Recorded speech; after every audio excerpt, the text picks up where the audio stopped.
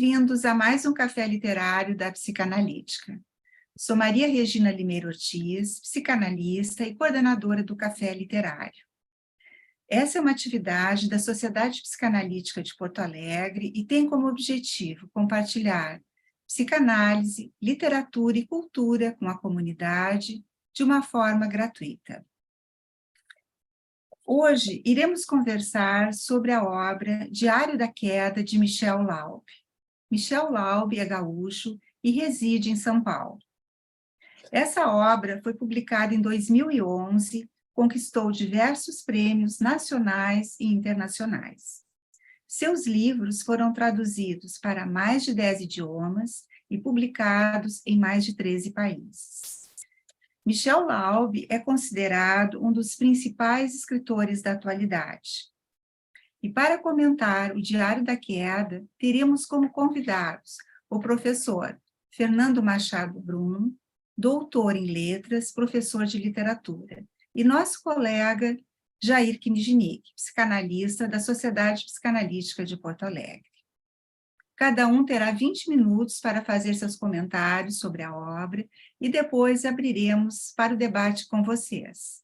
Então, quem quiser participar, basta clicar na mão abaixo da tela, que irei chamando por ordem de inscrição. Com a palavra, então, Fernando.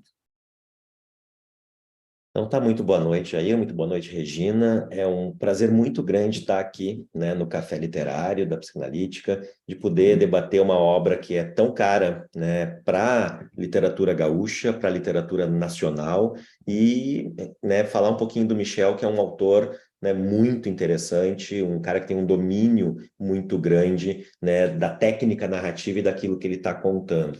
Fora de ser um livro bastante contemporâneo em relação, né, a ações e coisas que acontecem, né, dentro das nossas escolas, já que grande parte da história vai se passar dentro de uma escola, e não qualquer escola, né, dentro do Colégio Israelita Brasileiro, que é, né, o pano de fundo da primeira parte da história.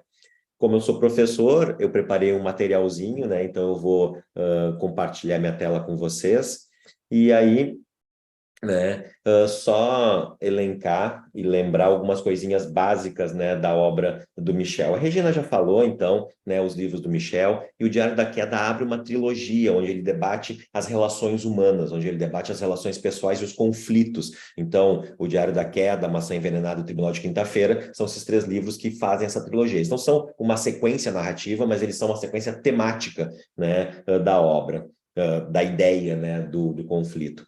E a principal coisa, né, que o Michel responde, e isso eu tirei de uma entrevista dele, a principal coisa que o Michel responde sobre o livro é justamente a ideia de como é um diário, né, as pessoas, então tu é o narrador desse diário, e ele diz, a história do diário, da queda, é completamente falsa.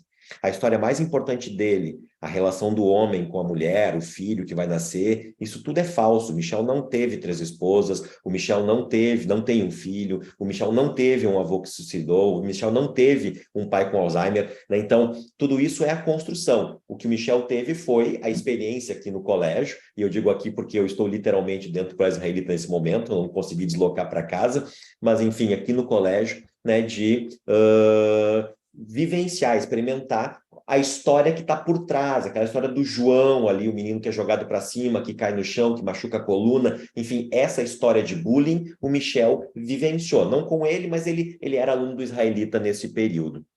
E aí diz ele lá, né, que... e eu tapei aqui, né, diz ele lá que desde Música Anterior até o Diário da Queda, trabalho com personagens em primeira pessoa. Então é óbvio, quando eu falo da primeira pessoa, algo da teoria do narrador está aí.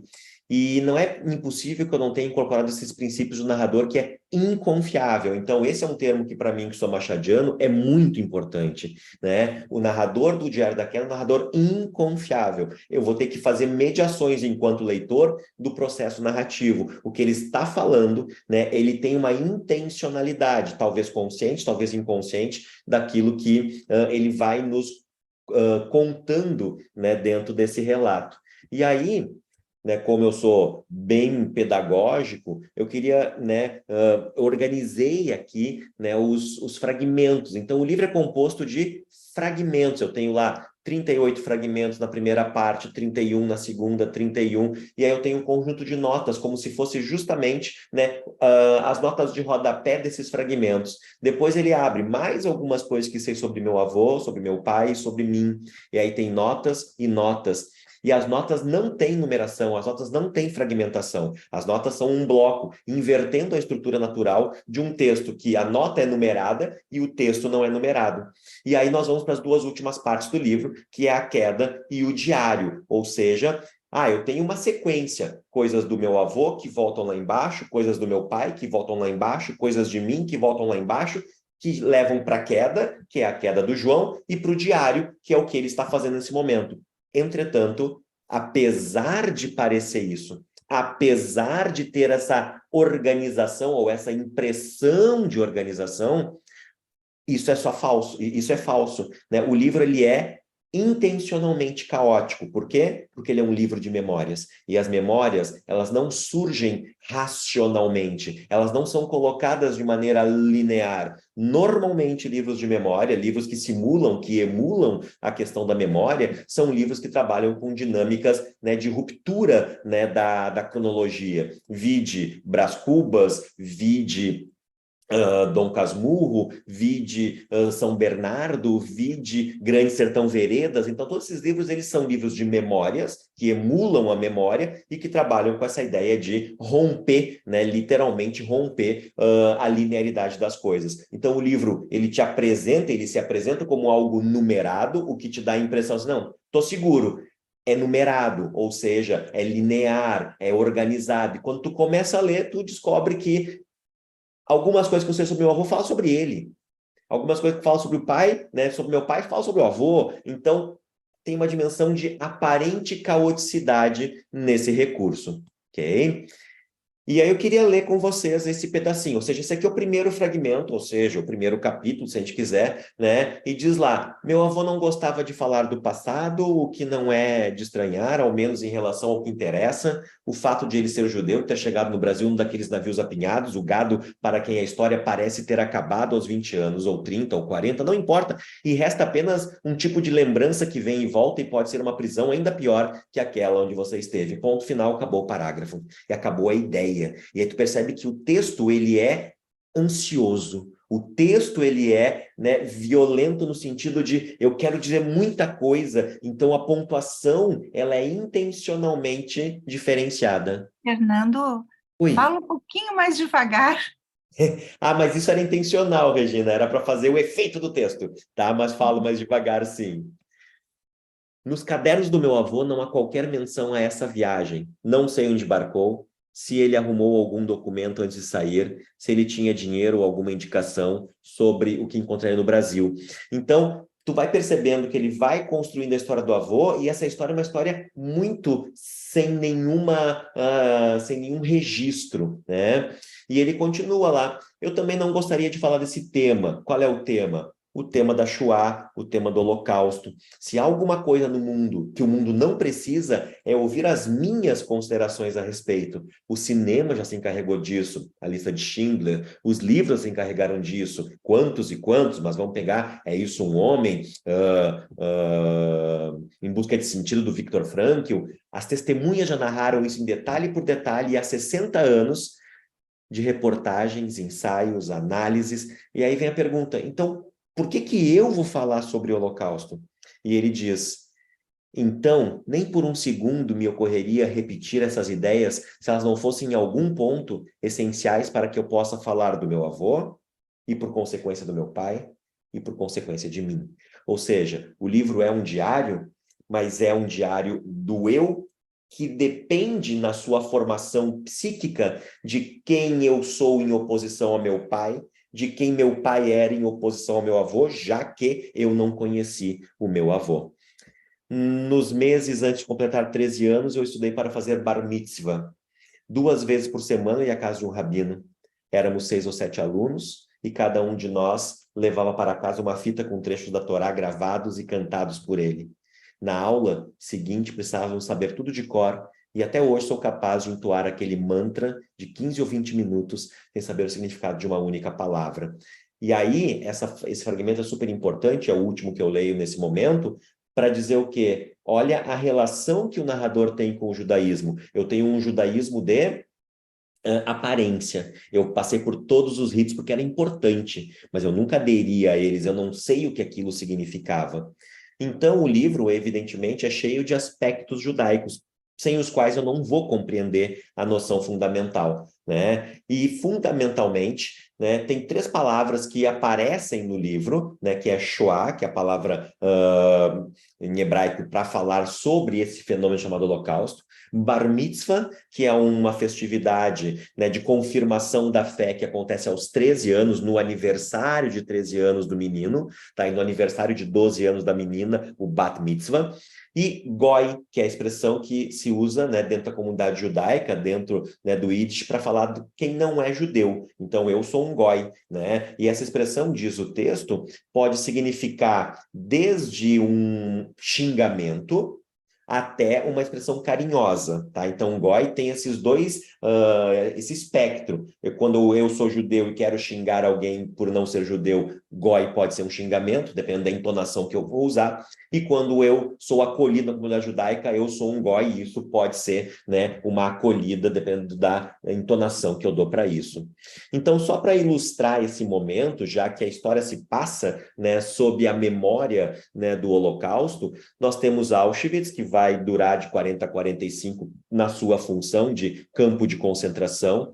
Evidentemente que as imagens aqui têm uma função, né, de nos tentar colocar um pouco neste ambiente. Não são imagens novas, são imagens muito violentas, né, do que foi um campo de concentração e do que foi a indústria da morte em Auschwitz, né? Os trens, os judeus, as câmeras de gás, tudo isso, né? Então, tu explorava o judeu no limite máximo, se inventa, né, um conceito muito violento, mas muito interessante, se inventa no campo de concentração o conceito de mais-valia absoluta. Tua força de trabalho é removida ao extremo, e quando tu morre, tua gordura vira sebo, vira sabão, teu cabelo vira pincel, ou seja, tudo que tu tem é aproveitado de alguma maneira. E algumas pessoas vão ser citadas dentro do livro, e talvez o mais importante seja o Primo Levi, autor de É Isso, um Homem, que é um dos livros mais importantes, mais famosos dentro da história. E o Primo Levi, ele vai dizer, olha, é nosso dever falar aos que não eram nascidos, para que saibam até onde se pode chegar, né? É isso um homem? Essa é a pergunta do Primo Levi. Outro autor que é muito importante é justamente o Frankl, né, que passa por aí. Eu estou usando o critério de Auschwitz, tá? Nós temos muitas pessoas importantes, mas aqui eu usei o critério de Auschwitz. Então, o Viktor Frankl, que é um psicanalista, né, e ele vai concluir, né, o seu trabalho lá de logoterapia dentro, né, da dimensão do campo de concentração, na saída do campo de concentração. E não podíamos não falar dela, Anne Frank, que morre em Auschwitz, né, e também é uma figura bastante relevante dentro desse contexto. Essas figuras aparecem dentro do livro, né, aparecem dentro da história. E qual é a história, fundamentalmente? A história de um homem, né, o narrador, que não tem nome. Esse narrador que não tem nome tem um pai, ele tem conflitos com o seu pai. Esse pai, por sua vez, é filho de um sobrevivente que veio para o Brasil, que veio para Porto Alegre, né, que se torna dono de uma fábrica, de uma loja de máquinas de costura, e que, em dado momento da vida, e esse é o fragmento, né, 26 ali, onde nós temos, né, um texto muito violento, muito bem armado, muito bem construído melodicamente, que é a história do suicídio do avô. Existe, né, uma grandíssima quantidade de sobreviventes de campo de concentração que se suicidaram. Fundamentalmente, várias razões, evidentemente, esse trauma é imensurável, mas fundamentalmente pela dinâmica, né, de dizer assim, poxa vida, você é um sortudo, você mereceu sobreviver, você é especial. E aí essa pessoa que sobrevive pensa, o que eu tinha de mais especial que o meu irmão, que o meu pai, que a minha mãe, que meus filhos, que meus primos, que meus parentes. E esta pressão faz com que muitíssimos sobreviventes acabem se suicidando. O livro, então, ele trabalha com essa dimensão. Qual é a consequência da relação do avô sobre o pai, do pai sobre o narrador. Só que em paralelo a isso, então é isso que vai aparecer aqui, né? A palavra queda, a palavra caído, a palavra cair é um verbo que aparece muito bem colocado ao longo de todo o livro. Então lá no final diz assim, né? Dificultar que alguém a abrisse, porque assim ganharia 1 minuto, ou 5, ou 10, ou meia hora, até que achassem um jeito de forçar a fechadura, ou dar chutes na madeira. Olha como não tem vírgula, olha como isso é ansioso, olha como isso é angustiante, né? E a cada chute, o meu pai, como que sabia o que iria encontrar do outro lado, porque ele tinha batido na porta e chamado meu avô e gritado muitas vezes, e não era possível que meu avô estivesse dormindo ou simplesmente esperando que a porta fosse arrombada. Olha como é uma sequência gigantesca sem vírgula. E não era possível que o estampido seco, Auschwitz, e vindo do escritório, Auschwitz, onde meu pai, afinal, entrou, Auschwitz, depois de usar um pé de cabra, Auschwitz. Então, olha como a palavra Auschwitz vai marcando todas as frequências de violência desse parágrafo. Não fosse exatamente o que meu pai imaginava. Auschwitz, aquilo que ele confirmou enxergar pela brecha da porta os cabelos brancos de meu avô, a cabeça dele caída junto aos braços e o tronco e o corpo inteiro sobre a escrivaninha. Detalhe, quando é que um filho precisa de um pai? Exatamente para fazer o bar mitzvah.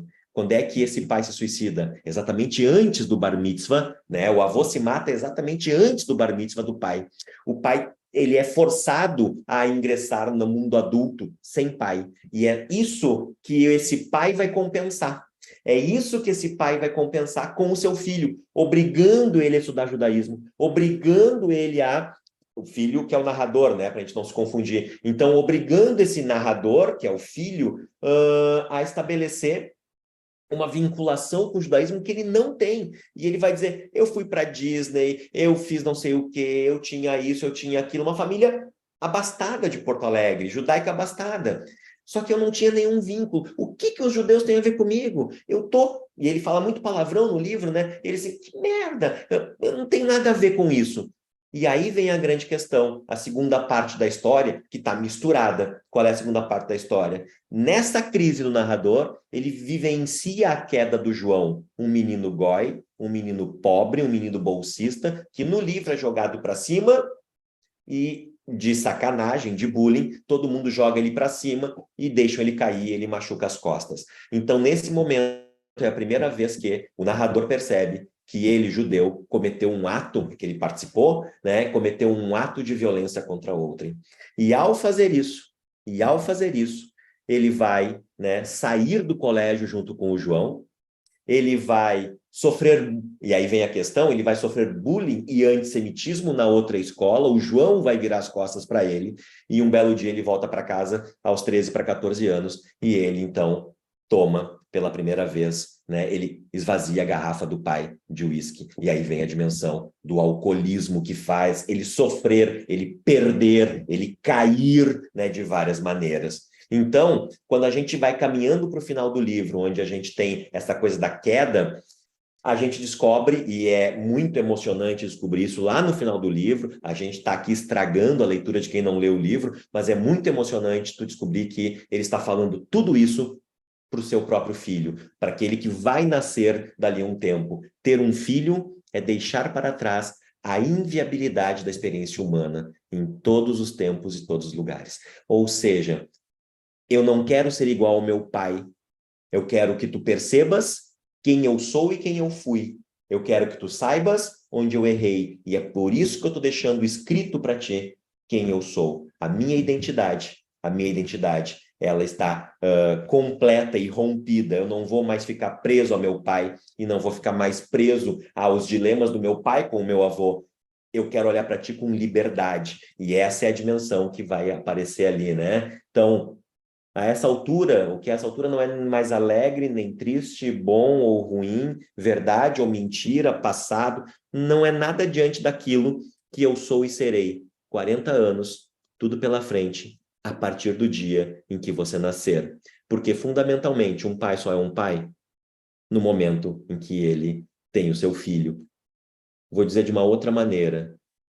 Eu virei pai há 13 anos atrás, ou seja, eu não tenho 47 anos, eu tenho 13 anos de pai, assim como minha filha tem 13 anos de filha. Eu sou o pai no mesmo tempo que ela é filha. E, portanto, olhar para essa experiência e perceber-se pai, que é o que o narrador faz aqui no livro, e que transforma essa experiência em literatura, é o elemento fundamental. Então, eu fiz uma brincadeira, Regina e Jair, né, para falar um pouquinho que esse livro não é o Diário da Queda. Ele é diários, e aí vai ter interessantemente, o avô escrevia diário, o pai escreve diário, o narrador escreve diário.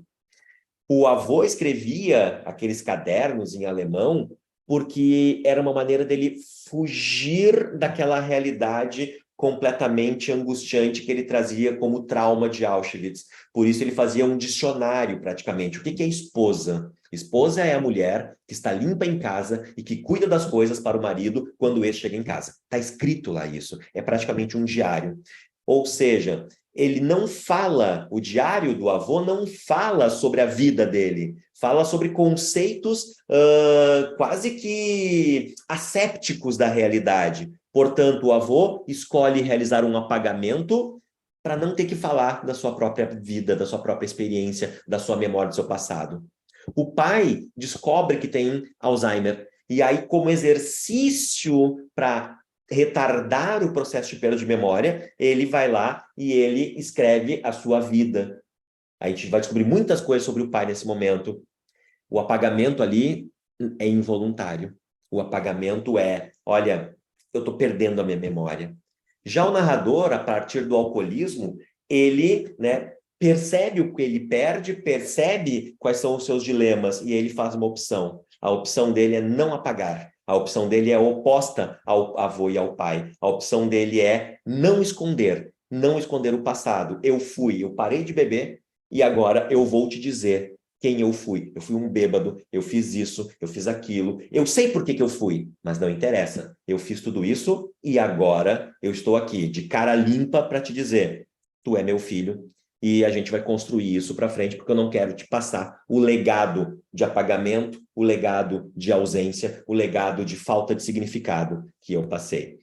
Então, é um livro que vale a pena muito a gente ler, especialmente se a gente tem essa chave de leitura, que ele vai dando voltas, como se fosse uma bola de neve. Deixa eu parar de interromper aqui. Ele vai dando voltas, como se fosse uma bola de neve, e a cada volta que a bola de neve dá, a gente espessa, né, as camadas, aprofunda as camadas de representação e de análise psicológica. Então, é um livro que vale muito a pena ler para quem não leu, vale muito a pena reler para quem já leu, né? E devolvo a palavra para ti, Regina.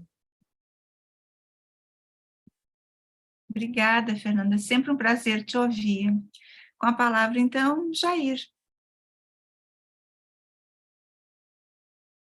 Tudo bem, boa noite a todos. Em primeiro lugar, eu gostaria de agradecer à Sociedade Psicanalítica e a Regina, né, que representa nesse momento, pelo convite para uma atividade que é tão legal, e o prazer também de poder estar conversando aqui com o Fernando.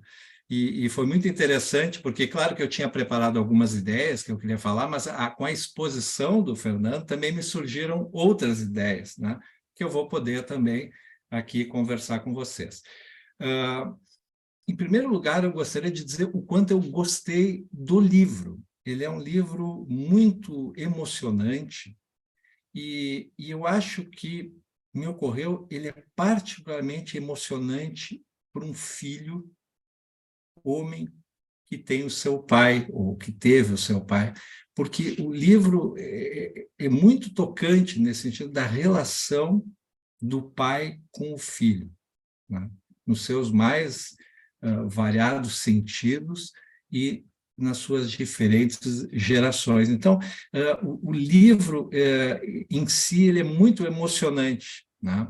E como eu lembro de uma coisa que eu li há muito tempo atrás, até peço que o Fernando me diga se eu não estou equivocado, tem um ensaio do Antônio Cândido que diz o direito à literatura, e que naquele ensaio ele fala de uma coisa que eu guardei muito, assim, a literatura como um estabilizador da vida mental. Então, eu acho que um livro dessa profundidade, ele tem esse efeito para a gente, ele ajuda a gente a elaborar a vida da gente. Então, ele não deixa de ser um estabilizador da vida mental. Bom, Mas eu acho que a exposição do Fernando me ajudou muito numa ideia que eu estava, para mim, como o ponto que eu achei central na minha leitura do livro, que é a questão que permeia o livro, que é um grande traumatismo da humanidade.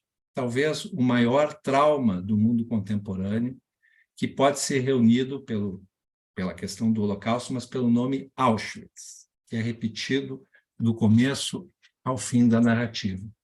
E, nesse sentido, né, a gente pode dizer que a recuperação da memória é algo essencial para a gente lidar com a dimensão traumática da vida.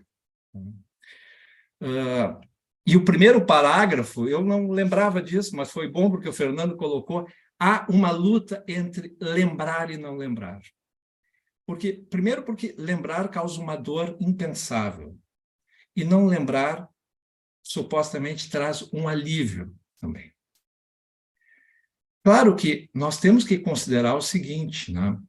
Que quando se começou a tratar de sobreviventes do Holocausto, né, o que se começou a ver? Que não eram só os sobreviventes que tinham sintomas, sofrimentos, desesperos, que essa situação traumática ela se transmitia às gerações seguintes. Os filhos e os netos dos sobreviventes também carregavam, né, dores que não podiam ser pensadas, que não eram suas primariamente, mas que tinham efeitos nas suas vidas.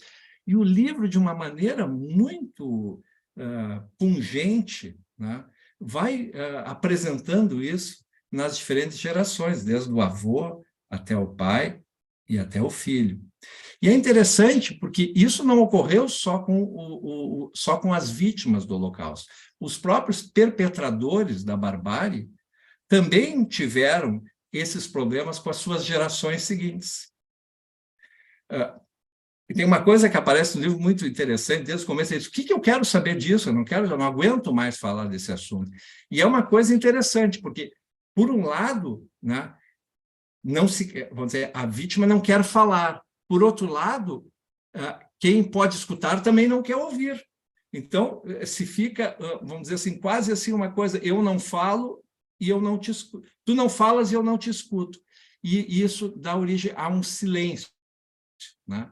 E justamente, né, nós precisamos, nessas situações traumáticas, vamos dizer, que envolveu vamos dizer, a humanidade, nós precisamos lembrar. Não é por acaso que tem uma coisa todos os anos na data, né, vamos dizer, onde se lembra do Holocausto, que tem uma frase, né, que aparece no Instagram, em todos os lugares, que é nós não esqueceremos, né, nós lembramos.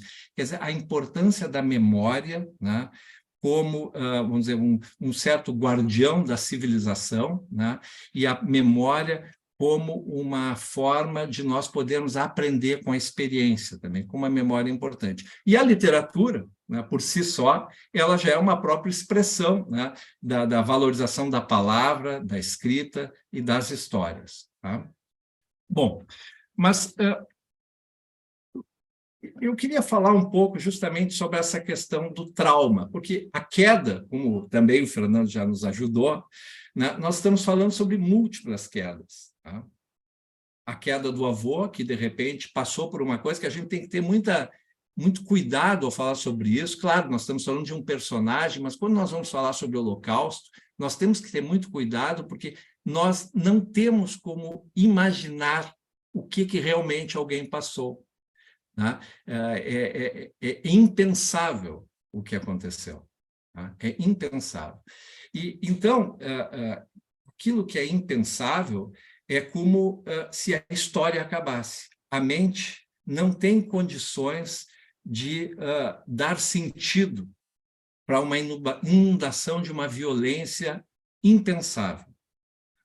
E como ela não tem como dar sentido, aquilo fica como um corpo estranho, como uma dor não transformada, que fica se repetindo, vamos dizer assim, até que se possa dá algum sentido. E, às vezes, isso é algo tão severo que esse sentido vai ser dado a posteriori, por 1, 2, 3 gerações a seguir.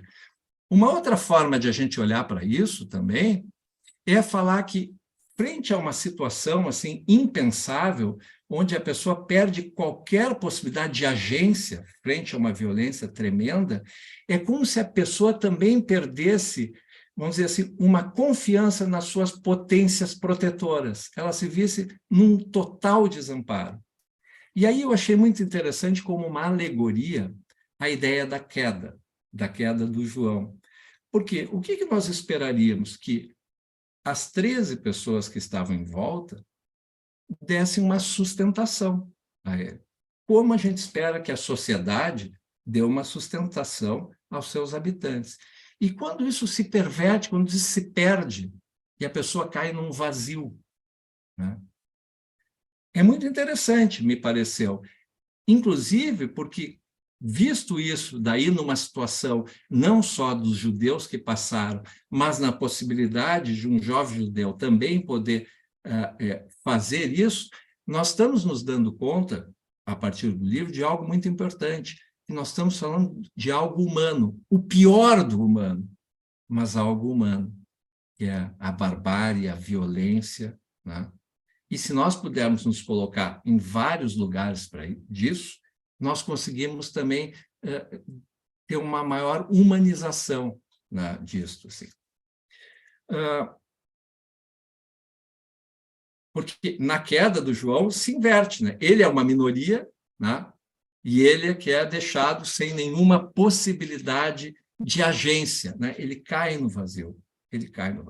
Bom, e nessas situações, quando a pessoa fica completamente sem esperança, completamente sem possibilidade de agência, que é a situação traumática, ela não consegue mais pensar, ela nem acredita mais na capacidade de construir uma história, no valor do símbolo. A ela só resta fazer um tipo de uma divisão na mente, onde aquele horror fica como uma parte morta da pessoa e ela segue em frente como dá. Só que isso que fica encistado, isso não deixa de ter efeitos, isto retorna de alguma maneira, mas não tem como retornar através de uma história, não foi construída uma história. Isso retorna como uma dor crua. E quando algo retorna como uma dor crua, a gente usa tipos de mecanismos para lidar com isso, que aparece muito bem no livro, que não são mecanismos assim mais assim sofisticados, em que a gente pode dizer o que sente, a gente pode contar uma história. São mecanismos mais da ação. Então, vejam só, o avô, que foi quem efetivamente passou diretamente a situação traumática, ele fica num estado em que ele repete um mecanismo mais primitivo, que é um mecanismo onipotente de criar um mundo como deveria ser. É uma maneira de sobrevivência, né? E nós podemos até pensar, em algumas pessoas falam sobre isso, que o suicídio, né, tanto pode ser, porque é um fenômeno rebelde à compreensão, o suicídio. Tanto pode ser, como o Fernando falou, uma coisa assim da culpa do sobrevivente, né, que é uma pessoa... Porque a culpa já é tentar transformar em ativo algo que a pessoa viveu passivamente. Porque se eu me sinto culpado, parece que eu tenho alguma ação sobre isso. Mas quanto também pode ser, dentro desse mecanismo, a ideia de ir para um mundo, vamos dizer, se pudesse haver um mundo melhor que aquele.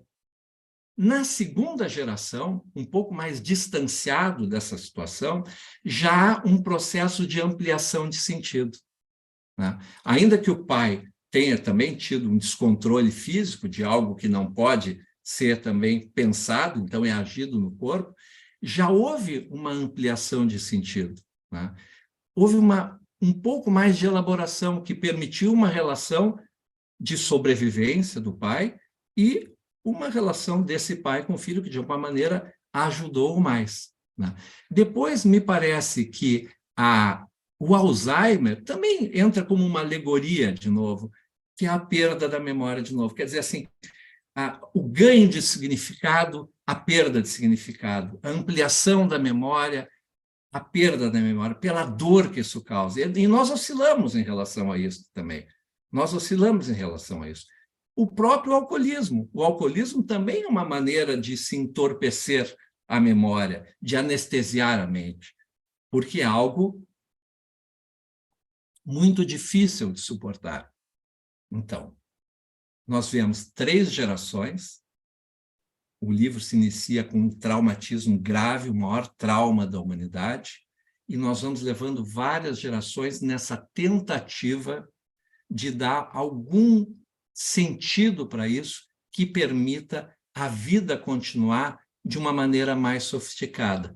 E talvez a maneira mais sofisticada é a gente criar algo novo, criar uma vida nova, que é o filho, e pode ser um livro também. Tem um ditado antigo e meio brincalhão que na vida a gente tem que plantar uma árvore, escrever um livro e ter um filho. De qualquer maneira, são 3, vamos dizer assim, alusões à criatividade humana, tá? Em oposição a gente ficar dominado pela violência que desfaz a memória e que desfaz a vida.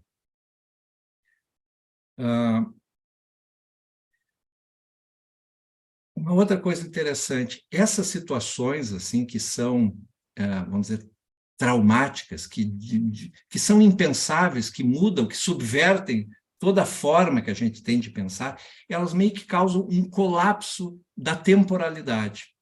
De alguma maneira, o Fernando comentou isso quando ele diz que a gente fica confuso com os diversos tempos no livro.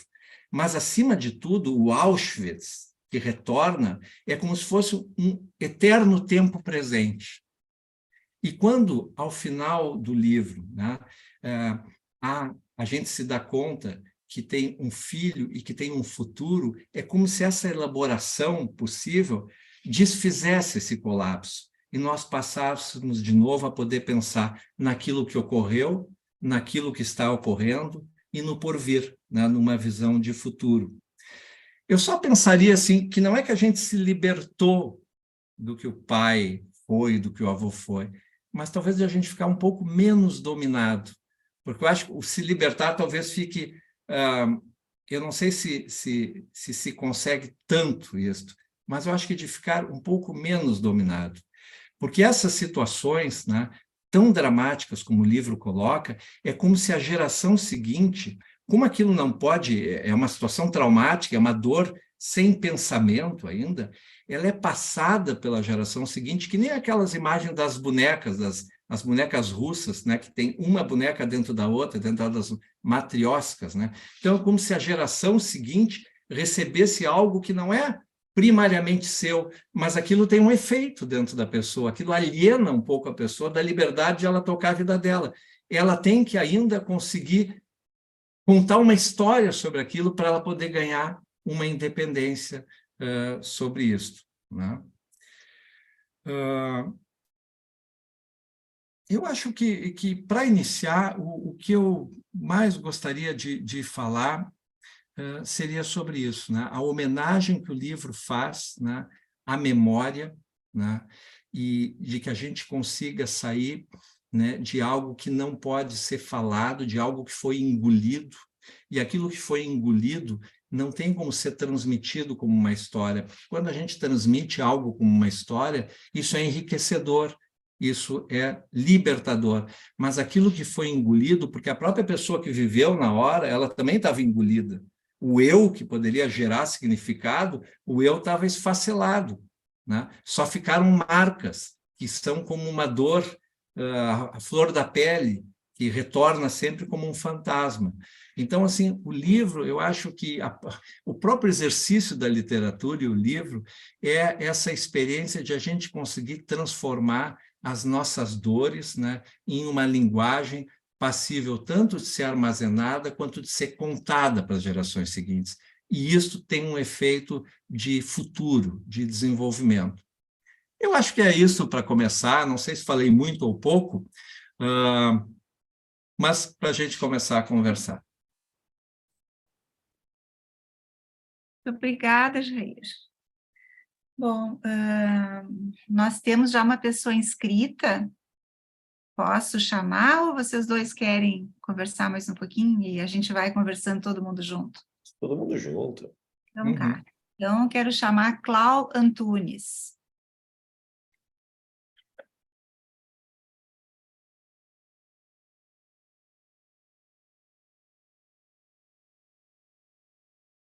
Depois nós temos o Sérgio também, Leucovitz. Nós vamos...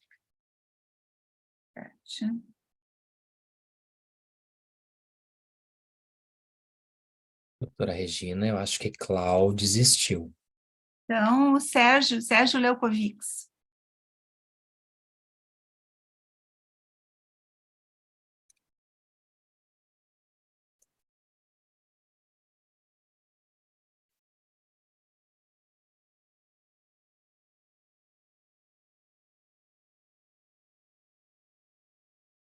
Oi, pessoal.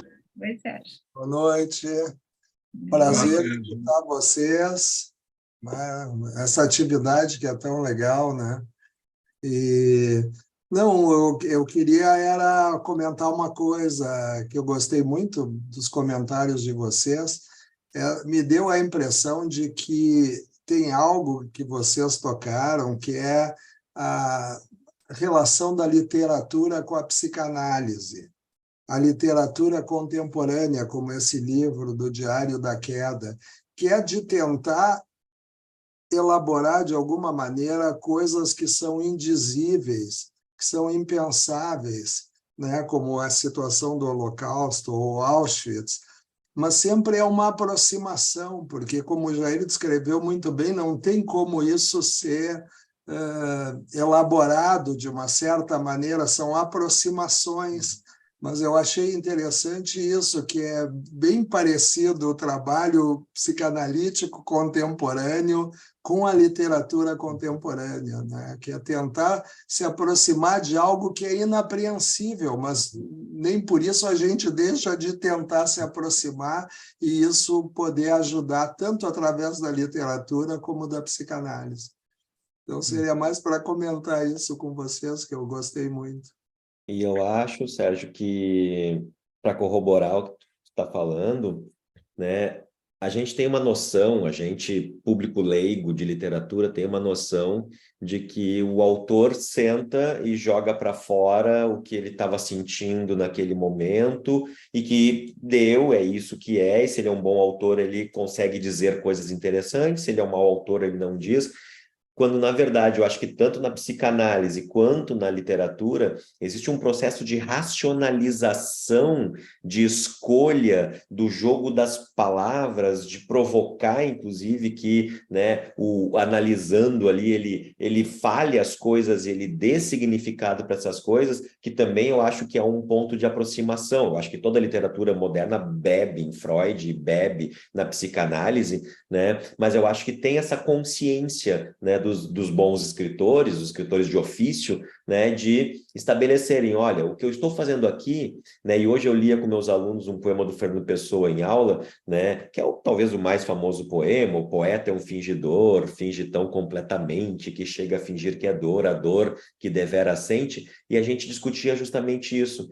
A dor que devera sente pode ser até o que eu estou sentindo de verdade, mas não é necessariamente o que eu sinto. Então, quando eu crio, né, um objeto literário, e qualquer objeto artístico, mas enfim, quando eu crio um objeto literário, eu estou criando um simulacro que se aproxima ou se afasta, dependendo da minha intencionalidade, né, daquilo que eu quero experimentar. Eu enquanto eu empírico, né, eu verdadeiro, mas que de um jeito ou de outro sempre parte ou sempre passa pela dimensão da racionalização, das escolhas que eu faço. Então, botar mais vírgulas ou menos vírgulas, escolher uma palavra que se repete ou não, tudo isso faz parte, né, de um processo que é o processo de criação literária.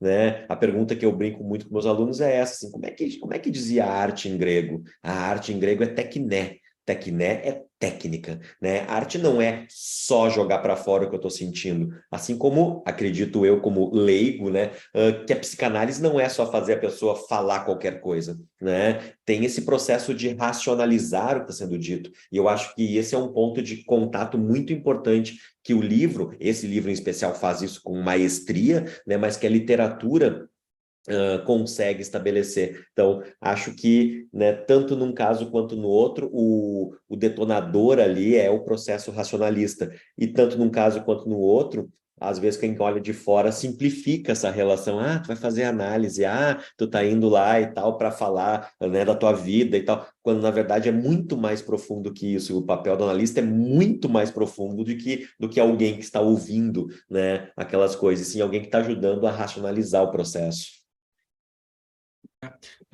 Fazer um comentário, eu achei muito interessante isso, tanto que o Sérgio falou, como que o Fernando falou agora, porque pensando sobre a palavra, né? A palavra e a palavra que o escritor usa, eu fiquei lembrando do primeiro diário. Eram palavras escritas, mas, vamos dizer assim, palavras que não tinham ainda, né, pela situação de desmantelamento da mente, uma condição de enlaçar uma emoção. Né? Então, eu acho que disso que tu estava falando, Fernando, assim, vamos dizer, o bom escritor, né, eu acho que, de alguma maneira, ele consegue construir, vamos dizer assim, vamos dizer, através da sua poesia ou da sua da sua prosa, imagens que enlaçam as nossas emoções. E é isso que gera uma ampliação de sentido, né? E uma maior um crescimento mental, porque tudo aqui, o livro fala, entre outras coisas, do crescimento mental, né? Que nós começamos com, vamos dizer assim, uma coisa mais enrijecida, repetitiva, e terminamos com um futuro, né? Há um crescimento. Mas o crescimento não é qualquer palavra, é uma palavra que tenha esse poder de enlaçar uma emoção. Não sei o que vocês acham. Não, eu vou entrar na discussão também, mas eu acho que sim, eu concordo plenamente, porque eu acho que o escritor ou o psicanalista tem um controle, uma racionalidade até um certo ponto. Depois a gente não tem mais, é uma experiência emocional, se junta, né? E o leitor com o escritor, o analista com o seu analisando. Eu me lembrei de uma história da Zélia Gattai, que ela lia os livros do Jorge Amado, e não me lembro qual era o livro. Daí ela começou a notar pelo rascunho que ele estava escrevendo que uma menina ia morrer. Daí ela disse para ele, vem cá, tu não vai matar a menina, né? E daí ele disse, eu não tenho mais controle sobre isso.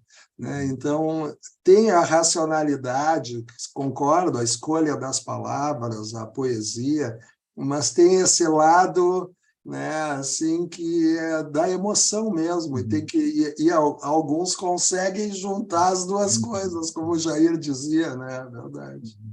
E é interessante, né, porque falando em juntar, né, porque juntar não deixa de ser uma forma de um encontro, né? Um encontro sexual também, né? Um encontro erótico. E o livro, isso eu achei uma coisa muito emocionante no final, porque o livro que começa numa situação tão, né, num tema da maior destruição que houve, né, no mundo contemporâneo, ele, de alguma maneira, termina com um encontro sexual que dá origem a um filho. E isso dá esperança, né? Isso dá esperança. E talvez isso que seja um ponto de contato Contraste com o também. suicídio, né? Em Contraste com o suicídio, o contraste contrário do suicídio. O contrário do suicídio, né? E talvez esse seja um grande ponto de contato entre a literatura e a psicanálise, né? Que é uma homenagem à vida. Né? Os esforços pela vida. Ela pode ser transitória, mas ela merece ser vivida da maneira mais significativa possível.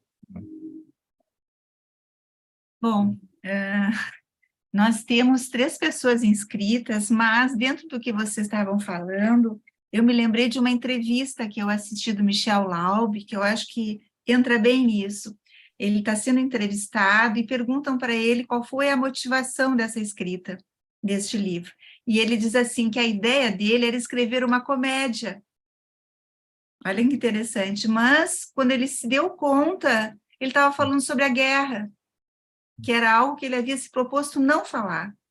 Mas eu acho que entra bem dentro do que vocês falaram, assim, né? As marcas que ficam, o trauma e aquilo que, de repente, a literatura provoca, né? Que é a criatividade, é um descarregar os afetos, né? Uma tentativa de elaboração. Uhum. Bom, então, posso chamar os seguintes? Pode. Obrigada, Sérgio. Não, Sérgio. obrigado. Acho que vou chamar 2 pessoas por vez, tá? Então, a Kátia Oliver Melo e a Jussara Dalzotti.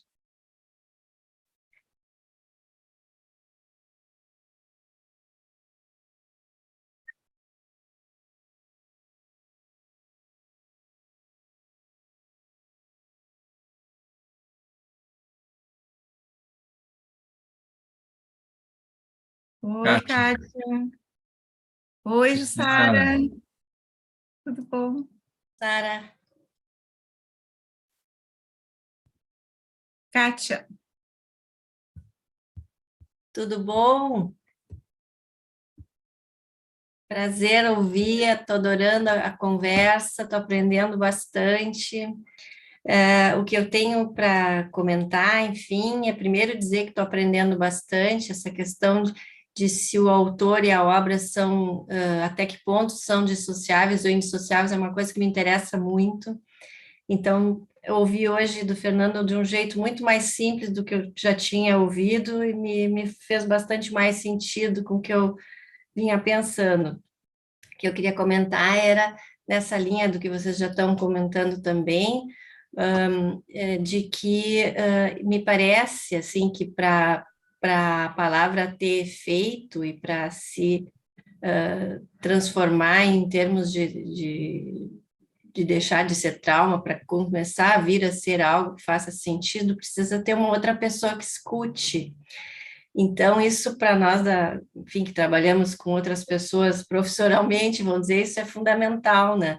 Eu lembrei, tem uns psicanalistas que estão trabalhando com os traumas, inclusive com pessoas sobreviventes de guerra, do Holocausto, e alemães, e eles colocam as pessoas juntas para se ouvirem, e agora estão trabalhando com outras guerras e com outros traumas, e eles dizem uma coisa muito interessante, que precisa ter alguém de outra cultura, alguém alter, né, uma alteridade para ouvir, porque senão a pessoa só fala e ela só se repete, ela só se lamenta, e mesmo que aquilo faça sentido, ninguém ouviu, né? Então é isso que a gente procura ter muito claro, né? Mas, enfim, nem só acho que não é só enfim, do trauma que isso faz sentido. Lembrei do Alberto Mangel, que era o leitor do Borges, né? Que ele ouvia o Borges, ele lia para o Borges e ele ia lendo no ritmo dele, e o Borges dizia, para. Como assim tu vai seguir com essa frase? Só um pouquinho, preciso pensar, preciso sentir. Então, ele foi aprendendo a ler, lendo para o outro, né? Eu achei muito lindo isso aí, então acho que é disso que pode estar se falando hoje também, né? Da maravilha que é a literatura, né? E da capacidade de ter um leitor, mesmo o escritor, quando está escrevendo para alguém, né? Me chama muita atenção isso. Então, só para agradecer e participar da discussão.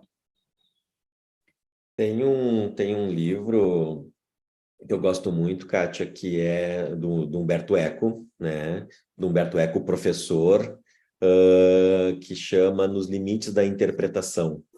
E esse livro, ele debate semioticamente, né? Que é a pergunta que eu odeio responder para meus alunos, né? Que é assim, ele pensou nisso ou tu que está dizendo isso, né? E que tem um pouco dessa noção da alteridade, né? O escritor, qual é o limite que eu faço como escritor das coisas que eu posso, que tu pode interpretar da minha obra e que tu não pode, né? Então, de novo, tem aquela questão do senso comum. Se eu estou lendo, eu posso interpretar qualquer coisa, e tudo que está dito no livro, o escritor quis que estivesse lá. E nem uma coisa nem outra é verdade plena. Existe, né, uma dinâmica, e o Humberto Eco vai discutir isso em nível, né, bem teórico, mas muito, muito bacana, né, nos limites da interpretação, que saiu pela série Debates. É um livro bem, bem consistente da teoria dele. Então, acho que é bacana a gente pensar um pouco, né, que nem tudo o que eu estou dizendo a partir do meu eu estou o tempo inteiro mentindo o meu eu, ou como diz o Fernando Pessoa, fingindo o meu eu, mas, né, como o Jair falou antes, usando a razão para estabelecer esse vínculo com elementos emocionais, né? Então, eu acho que a literatura é um campo fértil para isso, né? E isso que o Jair comentou também, de que vem transgeracionalmente, né? A gente faz isso também, a gente passa por etapas até conseguir, quando consegue, né? Elaborar um trauma e precisa, às vezes, quantas gerações para conseguir fazer isso, né? Então, precisa de muita gente, conversar com muita gente, interna ou externamente, para se... Achei muito rica essa alegoria, assim, de que vem caminhando, né? O sentido, ou os primórdios de um sentido que vem vindo de longe. Então, precisa de muitos autores, não é? Para escrever uma palavrinha na mente da gente. Achei muito linda a comparação que o Jair fez, me fez bastante sentido também. Kátia, e uma coisa que eu achei, a partir do que tu falou, que eu fiquei refletindo agora, é que algumas situações, né, são tão impensáveis que elas causam um tal desmantelamento da vida mental como uma estratégia de sobrevivência, que mesmo quando a gente dispõe de um outro ser humano que possa, vamos dizer assim, nos escutar, há um limite, né, na possibilidade de uma primeira geração, é uma elaboração possível. Eu acho que nós temos que ter essa tolerância, né, com os limites, né, de uma cultura para conseguir, de uma geração para conseguir dar conta de uma situação. Uma vez me disseram uma coisa, não sei se é verdade ou não, mas me fez sentido, que houve um delay entre o final da Segunda Guerra Mundial e filmes sobre a Segunda Guerra Mundial. Eu gosto muito de filmes sobre a Segunda Guerra Mundial, mas algumas décadas depois que esses filmes começaram, é como se a gente precisasse há um tempo necessário para que o sentido possa ser gerado, porque a primeira geração está sob um estado de um presente traumático, é um susto. Isso, só que queria agregar isso. Jussara. Bueno, boa noite, obrigada pela chance de poder falar com vocês. Mais do que qualquer coisa, eu queria cumprimentar a Maria Regina, o Jair e o Fernando, porque assim, eu estava com medo de ler esse livro, eu não li esse livro. Eu já tinha pensado em ler esse livro, mas eu estava com medo, né? Porque, enfim, a história do Holocausto, os temores que a gente tem. E achei muito legal o jeito como vocês abordaram, fiquei muito curiosa, me deu vontade de ler. Eu conheço a mãe do Michel Laub, que é a Cláudia Laub, que participa da Vitro, é uma pessoa muito legal. E, enfim, mais para cumprimentar e dizer que foi muito, muito legal. Vocês dois, Fernando e Jair, foram muito complementares no jeito como vocês trouxeram as ideias sobre o livro. E eu me lembrei assim, de dois autores, assim, que eram agora. O André Green tinha um livro, eu tinha um livro, que eu não sei onde é que está, que eu perdi, chamava-se Escrevendo a Loucura Pessoal.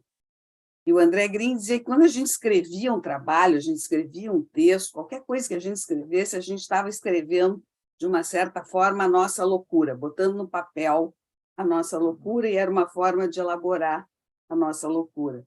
E o Mário Vargas Llosa, que tem um livro que eu gosto muito, eu acho que chama-se Verdades e Mentiras, e que ele diz assim, a literatura nos dá a chance de viver vários mundos, várias vidas, né? Porque a nossa vida é muito limitada, é uma só, mas através da literatura a gente consegue viver várias vidas e vários mundos e várias histórias.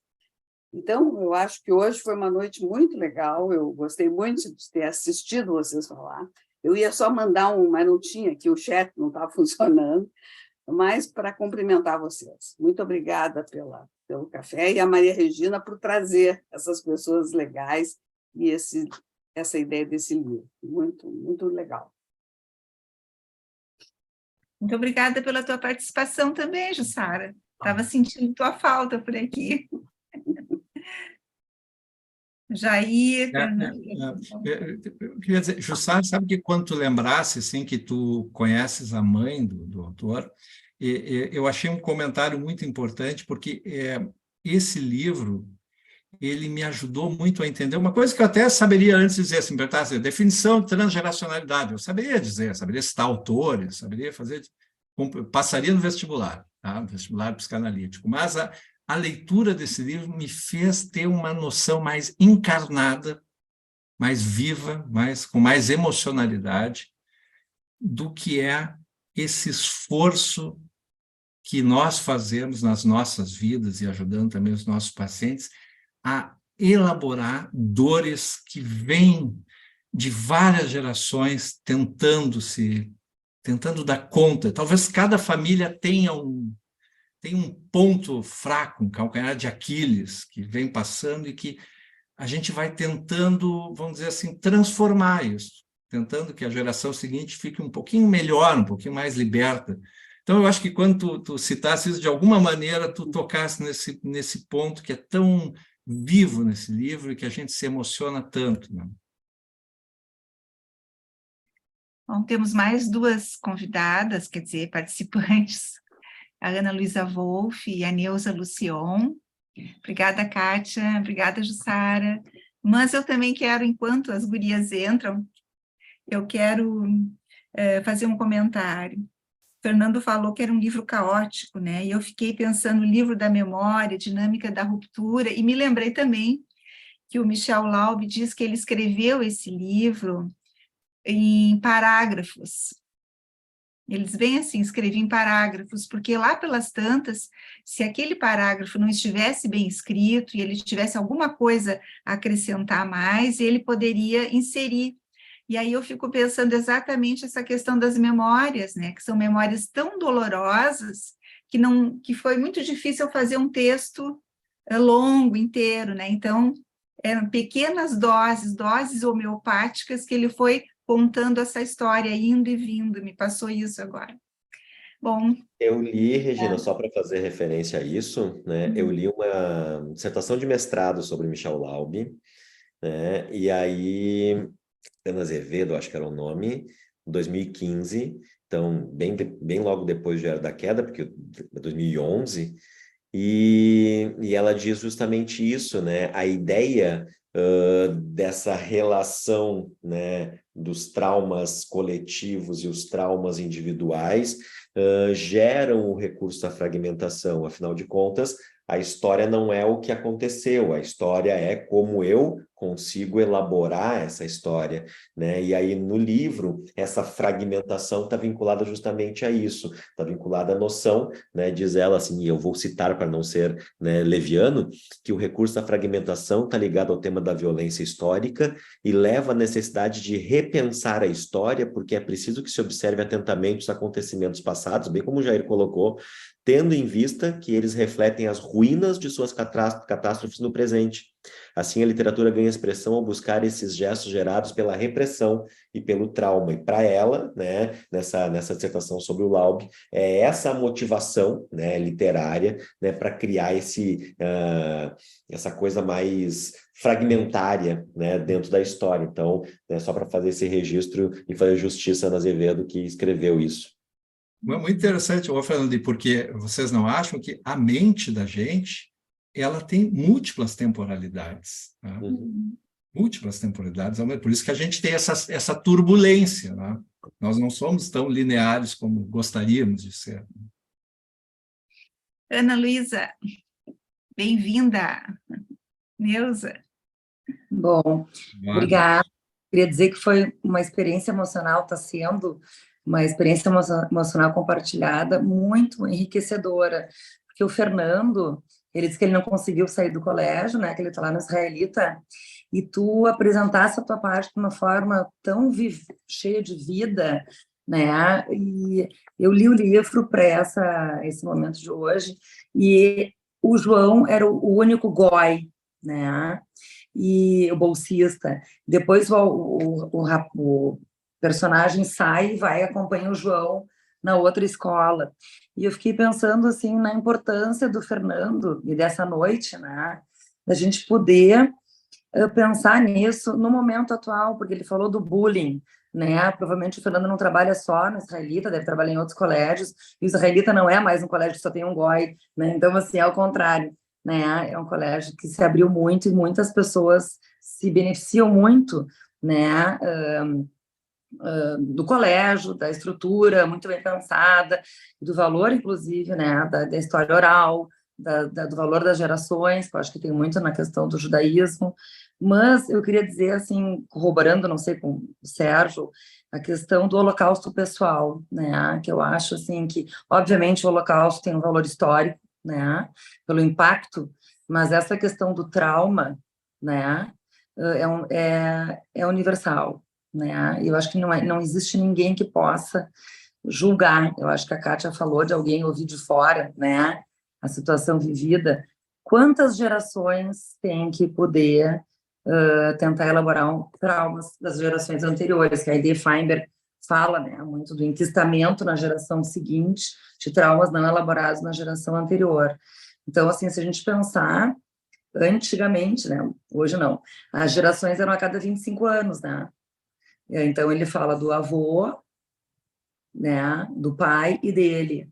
E eu vou sentindo, assim, no livro, sim, o alcoolismo como uma anestesia, mas, obviamente, não é que nem um suicídio e também não é que nem o Alzheimer, né? O alcoolismo tem uma saída que ele dá no livro, né? Como uma esperança. Então, eu achei espetacular a combinação, né, do Fernando com o Jair, né? Mas eu achei muito legal, Fernando, assim, que tu tá aí, tá na escola, não deu tempo de chegar em casa, e tu tem uma energia que eu acho que tu passa, assim, né, de muita esperança, né? Então, eu acho, assim, eu queria agradecer a mesa, acho que foi muito feliz, e eu acho que o diário da queda, todo mundo tem. O seu diário pessoal da sua queda e várias quedas, né? E, então, eu acho que o Michel, ele foi muito feliz na escrita, o quanto cada um viveu a sua queda, ou a queda dele, ou de qualquer um de nós, mas ele foi fazendo essa evolução, né? Uma tentativa de não deixar o filho ou as gerações futuras caírem da mesma maneira, né? Então, eu acho que foi muito bom, muito obrigada. Que bacana, Ana. E assim, eu cheguei aqui hoje, era 10 para 7 da manhã, tá? Estou aqui até agora sem parar. Hoje, para minha sorte, para minha alegria, eu trabalho só aqui no Israelita, né? E na sociedade, como colaborador, ajudando a Regina, mas só aqui no Israelita. E na tua fala, né? Porque eu quando eu escrevi sobre isso uns anos atrás, né? Quando escrevi sobre o Laub, enfim, e eu conheci o Laub, enfim, ele veio aqui na escola várias vezes, né? Tem coisas que, enfim, nos limites da interpretação. Eu posso dizer, e o Laub, azar o dele, que ele não pensou nisso, né? E aí, te ouvindo agora e ouvindo o Jair falar antes, eu me dei conta de uma coisa. Eu fiz uma brincadeira, né, no meu slide lá dos diários das quedas, né? Porque um sofre Auschwitz, um sofre Alzheimer, um sofre alcoolismo, né? Então eu tinha 3 personagens, 3 gerações e 3 aos, né, dentro dessas gerações. E escutando vocês, eu me dei conta que eu tenho um quarto personagem e um quarto ao, né? Eu tenho o filho que é a alteridade, né? Então é a inversão do processo, é para quem eu vou falar, é para quem eu vou manifestar e racionalizar. Então, acho que como brincadeira de palavras funciona, né?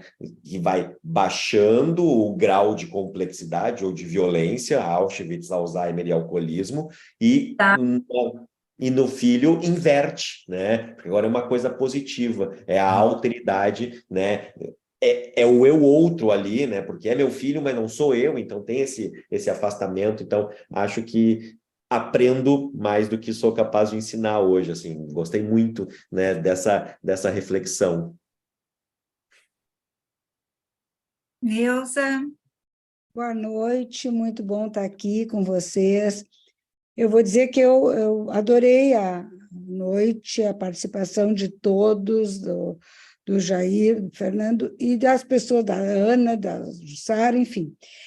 Me ocorreram muitas coisas. Eu quero dizer para vocês que eu li esse livro faz muito tempo. Eu achava até que quando saiu, mas pela data que o Fernando falou agora, eu li depois. Eu acho que eu li talvez a partir de uma entrevista do Michel Laub, que eu não conheço pessoalmente o Michel, mas eu conheço o pai e a mãe dele, né? Conheço, assim, não sei, são muito amigos, uns amigos, assim, os familiares meus. E eu, quando eu li e eu me interessei, enfim, eu imaginei que o Michel estava escrevendo sobre o pai dele, porque eu conheci, né, o Werner. mas não, depois eu vi que não tinha nada a ver com o pai dele, o que foi o que a gente vai construindo na cabeça da gente. Eu pensei várias coisas, mas uma coisa nova que eu ganhei com essa mesa, que eu quero agradecer para vocês, é a questão do campo de extermínio e campo de concentração. Eu aprendi, há pouco tempo atrás, que o termo que na realidade, Auschwitz não é um campo de concentração. Auschwitz é um campo de extermínio.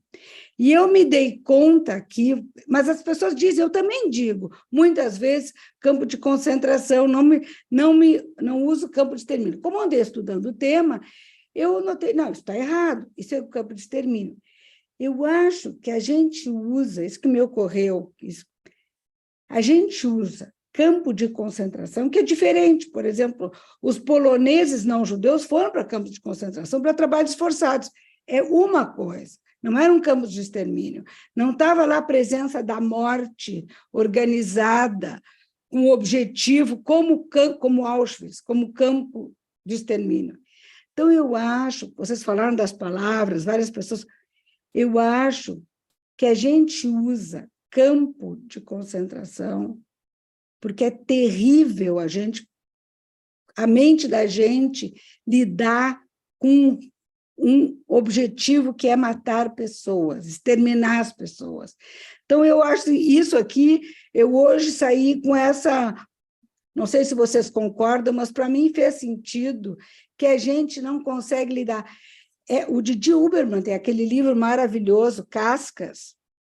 Vocês conhecem o Didi Huberman, né? O filósofo francês, que ele faz uma visita a Auschwitz, e ele diz que não há aparelho psíquico para lidar com aquilo, porque não há aparelho psíquico para lidar com isso. Então, assim, os franceses, eu estou falando de uma francesa especificamente, usam tempo de latência, Jair, para esse período que tem do trauma, que é um trauma coletivo, o Holocausto, como outros traumas, a pandemia é um trauma coletivo, é individual, nós vivemos um trauma individual, que foi a pandemia, e coletivo, que ao mesmo tempo, que a gente precisa um tempo, que é o tempo de latência, para a gente poder processar.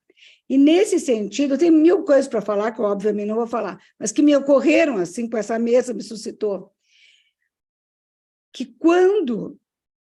eu acho que foi o Jair que falou até. Ou foi a Cátia, agora não me lembro. Quando a palavra pode traumatizar, quando a gente acha, como psicanalistas, que o paciente tem de falar sobre o trauma naquele momento, e como o excesso de palavras pode ser um retraumatismo daquela situação. Então, escutar... Tem vários trabalhos sobre o que é denominado o testemunho do testemunho. E eu vou trazer, o Fernando falou, do Primo Levi. O Primo Levi tem aquela... É o começo do livro dele, né? E isso é um homem que ele diz... Que é uma história repetida, assim, em estudos psicanalíticos, que ele tinha um sonho repetitivo, onde ele estava reunido com os amigos que lhe eram mais caros, e ele ia contar o que ele tinha passado no campo, e todo mundo se levantava e ia embora, ninguém queria escutar. Então, assim, quando nós, analistas, também não queremos escutar o trauma, porque é muito pesado para o paciente, é muito pesado para nós. Eu acho que esse livro e a discussão me suscitou muitas questões, né? Nesse caminho que a gente fica entre poder escutar, testemunhar, respeitar o tempo do outro, não invadir, e que é muito difícil, né? Então, bom, eu não quero falar demais, mas eu quero dizer assim, eu quero agradecer porque eu entendi uma coisa que eu nunca tinha entendido, que era a história, para mim fez sentido, não sei se para vocês, do extermínio e do concentração, sabe? Que a gente usa como se fosse a mesma coisa, quando não é a mesma coisa, né?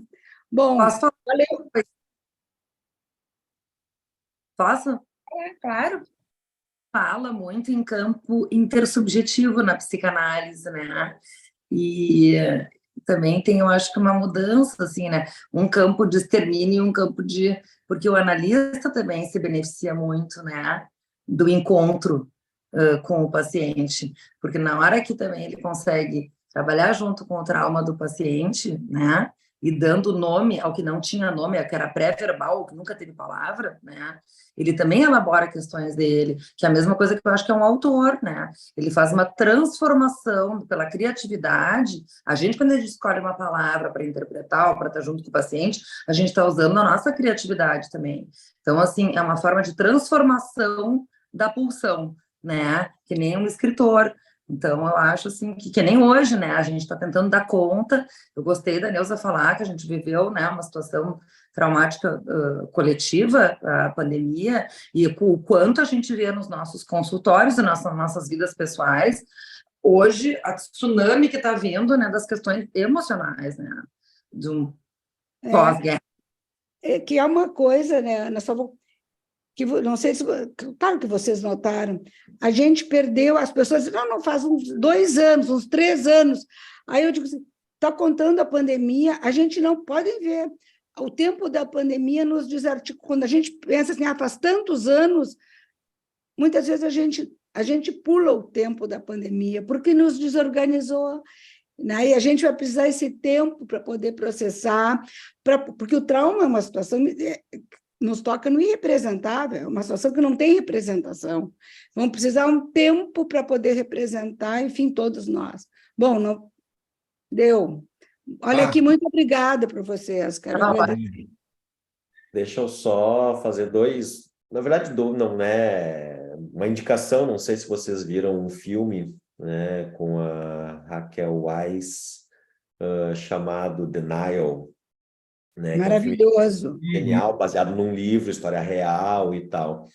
E me lembrei disso porque, na verdade, né, um dos eventos que a escola promove, junto com as escolas judaicas do mundo inteiro, é que, né, chama Marcha da Vida, e a Marcha da Vida eles vão até Auschwitz, e de Auschwitz eles vão para Israel, né? Isso na independência de Israel ali. Então tu comemora, né, tu vai do pior para o melhor, para, né, da história judaica ali e tal.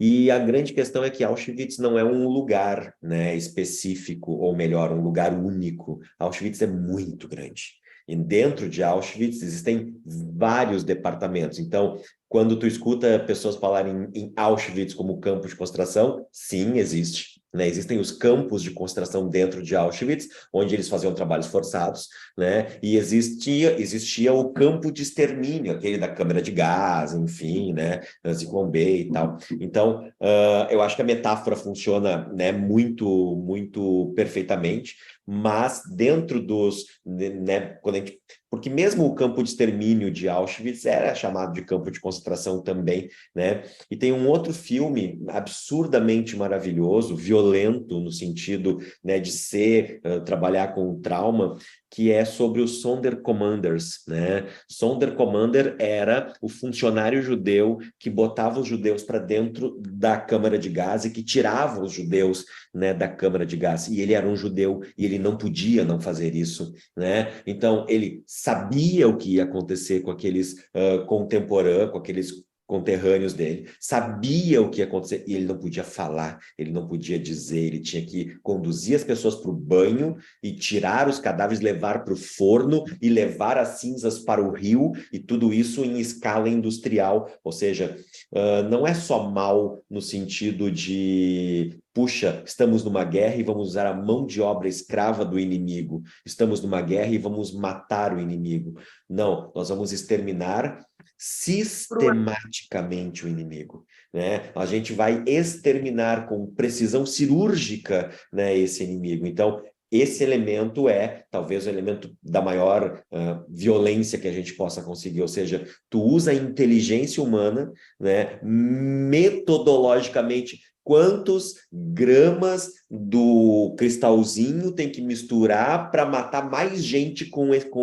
qualidade, né? Por que é num chuveiro? Porque vem de cima para baixo. Então, tudo isso calculado, tudo isso metrificado. Estima-se que 1,5 milhão de pessoas morreram só em Auschwitz.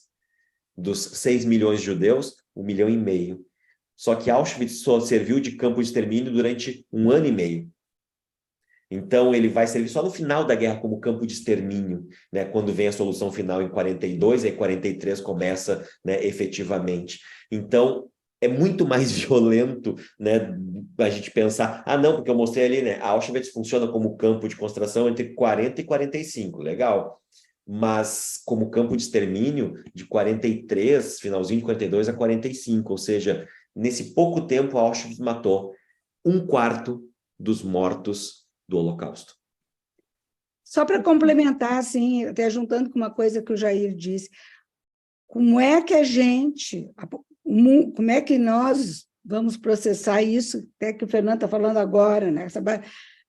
Por isso, eu entendo assim, por isso que até hoje, gente, tem filmes, livros, porque é impressionante, né? Os filmes sobre a guerra para dar conta de algo que é inanimável. Como é que tu vai, que tu vai dizer disso? O Fernando está descrevendo os detalhes.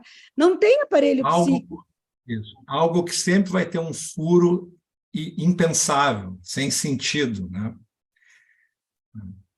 Eu tive na Polônia, mas eu não fui a Auschwitz. Eu não tive condições, porque a família da minha mãe, quem não saiu antes, que pouquíssima gente, todo mundo morreu no campo de extermínio, porque a família da minha mãe é polonesa, todo mundo. Então, assim, eu não tive condições de ver, né? Eu me respeitei, eu não deu, né? Porque tem uma ligação, tem um trauma transgeracional, eu tenho, né, um trauma transgeracional, né? Agora, Neuza, eu fiquei pensando assim, a partir do que tu falaste, que não querer ver ou trocar o nome campo de extermínio por campo de concentração, vamos dizer assim, ainda é um tipo de defesa benigna frente ao trauma. Mas o esforço pela memória coletiva é para se opor a um tipo de defesa maligna, que é desmentir o trauma, é o revisionismo, que é como o Fernando, eu e o Fernando estamos em sintonia hoje. Ele lembrou do filme Denial, tá? É esse? Uhum. Então, assim, há sempre uma tendência a dizer, não foi bem assim. Não foi isso. Porque é um horror olhar para isso. É muita crueldade, né? E esses traumas coletivos, eles não dependem só de uma iniciativa individual. Há a necessidade da coletividade se corresponsabilizar pela memória. Penso eu, pelo menos. Não, tu e a torcida do Flamengo, não, o mundo inteiro, Jair, porque tem esse movimento no mundo todo, lembrar para não esquecer, tem exposições, tem monumentos, que é isso, né? Porque as pessoas esquecem, não só negam, esquecem. Jair, claro, tu falaste uma coisa que eu concordo, tem situações, não foi no meu caso, porque eu não estava desmentido, mas tem desmentidas que são estruturantes, né? Para o psíquico ficar de pé, nós não estaríamos aqui conversando se a gente começasse a pensar que tem gente que está morrendo de fome, morrendo de frio, a gente não... é estruturante para o psíquico. Sim, para a gente ir em frente. Em frente. Agora, lembrar para não esquecer, porque as coisas se repetem. Né? E aqui a homenagem à literatura, porque a literatura, né, ela tem um papel, as artes e a literatura têm um papel muito importante. É o que de melhor o homem faz. Né? Pessoal, estamos nos aproximando do final. É uma discussão longa, né? Interminável. Lembrar para não esquecer. Né? Então, gostaria que Fernando, Jair, fizessem as considerações finais. A Inúbia queria falar. Colocamos a Inúbia rapidinho? Sim. Por mim, sim. 2 minutos, Inúbia. Grayson, coloca a Inúbia. Enquanto ela entra, até para dar essa informação, acho que, né, dar visibilidade é interessante, porque existem muitas lendas, né, sobre o judeu e sobre... Hoje aqui no colégio somos 60%, 65% de professores não judeus e somos 45% de alunos não judeus. né? Então, é um colégio que é muito aberto à comunidade ampla, né? E cumpre a sua missão de dar uma educação de qualidade e, claro, né? Sempre referindo à questão, né? Da memória, né? De fazer memória dos acontecimentos. E Núbia? Obrigada. Eu estava tentando escrever para não pedir assim um tempo, né? Mas não consegui ali escrever, então eu acho que é importante, sabe, eu poder agradecer vocês. Eu achei a noite muito boa, não fácil, né? Difícil, vamos dizer, para a gente ir assimilando tudo e pensando. Mas eu queria dizer assim, ó, que eu não fui lá na Polônia, tal, mas eu fui na França, em Lyon, e aonde eu entrei no museu, né, e que dizia exatamente no começo, ali na entrada, né, lembrar para não repetir. Entende? E isso aí eu acho que é importante que a gente possa realmente lembrar e acreditar que foi verdade, porque é algo muito difícil, né, da gente poder entrar em contato com essa realidade, né, porque foram milhões, né, de pessoas colocadas como bichos, como gado, nos trens, e sem nenhuma consideração. É algo terrível, realmente, é um trauma da civilização, e não pode ser esquecido, né? Não pode. E eu gostei muito do que vocês disseram, e queria agradecer, Regina, a tua organização, entende? Eu acho que foi muito, muito feliz, né, trazer o Fernando, que eu não conhecia, assim, né, e o Jair, meu colega querido, né, que eu tenho saudades também, tá? Mas eu queria mais agradecer e dizer isso também, que na França, né, eles tiveram uma identificação com os nazistas, tá? E é interessante que lá tem esse museu, né, para recordar mesmo, né? Tá? E tem muita gente que não acredita que existiu o Holocausto, entende? Então, é uma negação, uma renegação, mas é importante esses eventos que vocês estão fazendo e a gente poder participar.